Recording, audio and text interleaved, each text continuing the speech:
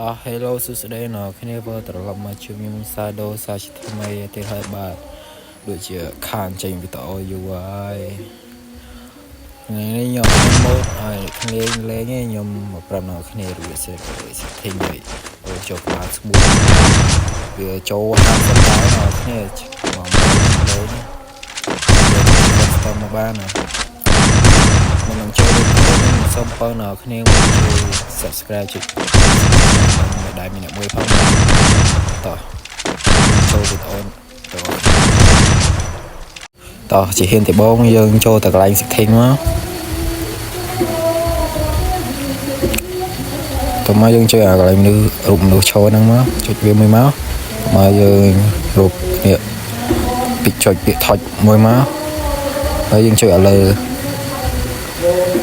តោះមកយើងស្ដីវានេះចុចអានេះមួយមកทำไมយើងអូសវាឡើងលើអូរហូតដល់វាឈប់តើមកយើងចុច save វាមួយមកយើងតើមកយើងដាក់ឈ្មោះមកយើងចង់ដាក់មិនក៏បានដែរអ្នកគ្នាតោះចុច save មកហើយរួចហើយអ្នកគ្នាហើយចូលជាហ៊ានទីប្លត់មួយទៀតចុចលើមួយទៀតចុចមួយហើយចុចទី2អាទី2នេះមកនេះចាក្រោម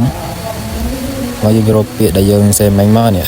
យើងដាក់ឈ្មោះ DPI យើងចុចអានោះមួយមក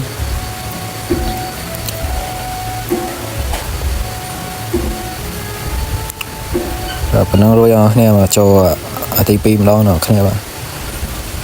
ចុចវាមួយមកដល់មកយើងចុចអាបូកសញ្ញាបូកខាងក្រោមហ្នឹងមួយមកចុចវាប៉ក់មួយមកហើយចុចសញ្ញាបូកខាងលើវាមួយមក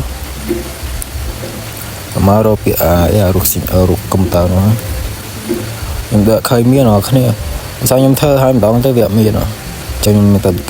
delete វាចោលយើងធ្វើសាមញ្ញអ្នកគ្នាបាទអូវាមួយមកយើងចុចអាកន្លែងនេះមួយមកតែមកយើងចុចកន្លែងដូចចុចមិញហ្នឹងចុចបូកមកនេះរកពាក្យកុំព្យូទ័រនេះមួយមកចុចហើយយើងសេឈ្មោះយើងមកចង់ដាក់មិនក៏បានដែរខ្ញុំចង់ដាក់ឈ្មោះកុំព្យូទ័រ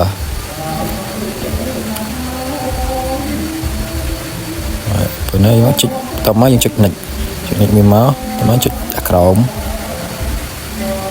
តមកយើងចុចទី1នេះមួយមកអាកន្លែងនេះសំខាន់អ្នកគ្នាយើងចុចដាំណាចុចនិចវាវិញមកតមកយើងចុចដាំ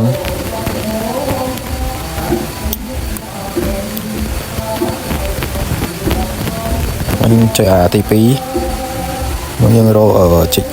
ហ្គេមដែលយើងលេងមកចង់ហ្គេម Free Fire សាខ្ញុំមានម្ដងហើយសាខ្ញុំធ្វើរួចម្ដងណាគ្នា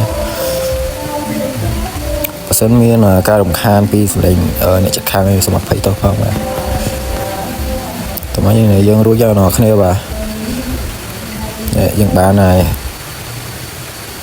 តើយើងចូលទៅធ្វើរបស់គ្នាបាទ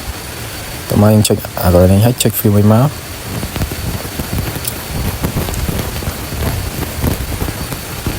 យើងចុចពាក្យ UI ដាក់មិញមកចុចវាមកហើយចុចជាក្របចុចនោះមកហើយវាចេញចេះមកបានគ្នាវីដេអូនេះមានតែប៉ុណ្្នឹងអ្នកគ្នាជួបគ្នានៅវីដេអូក្រោយ